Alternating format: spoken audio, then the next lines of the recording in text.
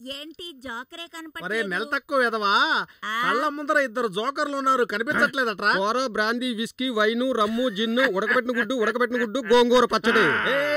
మెల్లగా గ్యాప్ ఇచ్చి మాట్లాడరా, ఆస్మా వచ్చి చస్తావు. వస్తే రాని, ఇలా చూడు, నేను హార్ట్ అటాక్ లోనే సిక్సర్ కొట్టేశాను మ్యాన్. అయ్యగారి చరిత్ర ఏంటో తెలుసా? రాజులకే కత్తులమ్మిన వాణ్ణి నేను.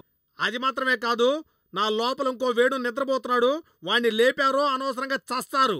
జాగ్రత్తగా ఉండండి అందరూ. అమ్మా, ఎలక ప్రాణ సంగటం పిల్లి చెలగటవన్నట్టు 1 కిలోమీటర్ దూరంలో మీ నవ్వులు వినబడుతున్నాయే.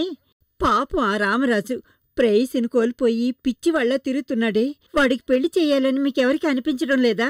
అనిపించడం లేదు మేడం. ప్రేమించిన అమ్మాయి చనిపోతేనే కదా ఇంకొక అమ్మాయిని చూడగలం. మేడం, మన దృష్టిలో వసంత ఎప్పుడో చనిపోయింది. రామరాజు విషయంలో మాత్రం వసంత ఇంకా తన మనసులో గలగల నవ్వుతూ బతికే ఉందమ్మా. అమ్మా, మనకు సంబంధించినంత వరకు వసంత ఎప్పుడూ చనిపోయిందమ్మా. కాని వాడి విషయంలో కాదు, వాడి మనస్సులో వసంత ఎప్పుడూ బతికే ఉంటుందమ్మా. కావాలంటే లోపలికెళ్ళి చూడండమ్మా.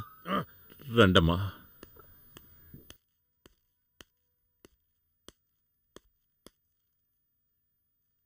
వసంత చనిపోయిందని ఎవరు చెప్పారు? అదిగో మీ కళ్ళ ముందే ఉంది, నాతోనే జీవిస్తోంది. అదిగో 30 ఏళ్లకి 2 పిల్లలు, ఒక అబ్బాయి, ఒక అమ్మాయి. అటు చూడండి, 40 ఏళ్లలో నేను వసంత. ఒకవేళ నా కోపం వస్తే నా కూతురు నన్ను సముదాయిస్తుంది.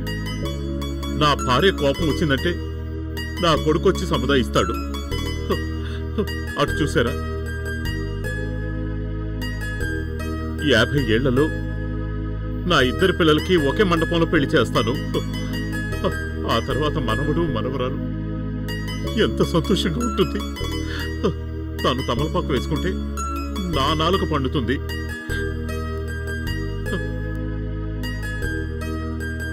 అలాగే 60 ఏళ్ళు, 70 ఏళ్ళు, 80 ఏళ్ళు, 90 ఏళ్ళు, 100 ఏళ్ళని అలా ఎన్నేళ్లు గడిచినా సరే తను నా గుండెల్లోనే జీవిస్తుంది.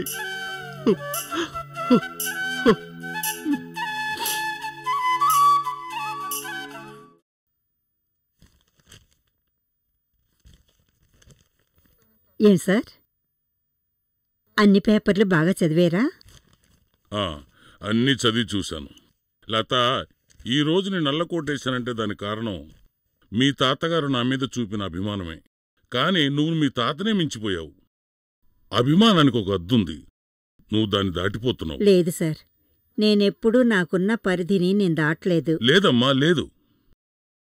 ఎక్కడ్నుంచో తీసుకొచ్చిన 3 అనాథ పిల్లల్ని. క్షమించండి సార్, వాళ్ళని అనాథలని అనకండి. సరే, నేను అలాగనలేదు.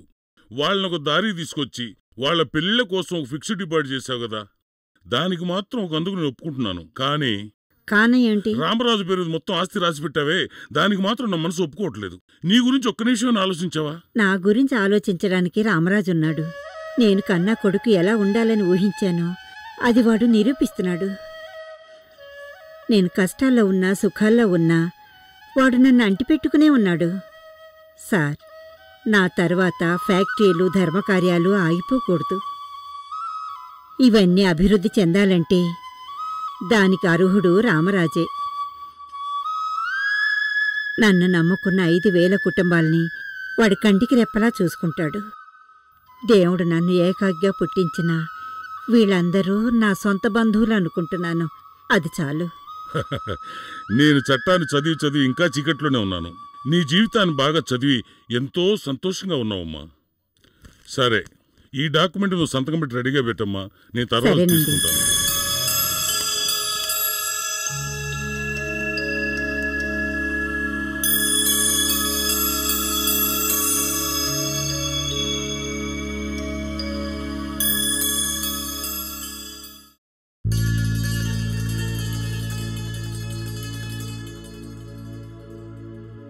రామరాజు పేరు మొత్తం ఆస్తి రాసి పెట్టావే, దానికి మాత్రం నా మనసు ఒప్పుకోవట్లేదు. నీ గురించి ఒక్క నిమిషం ఆలోచించావా?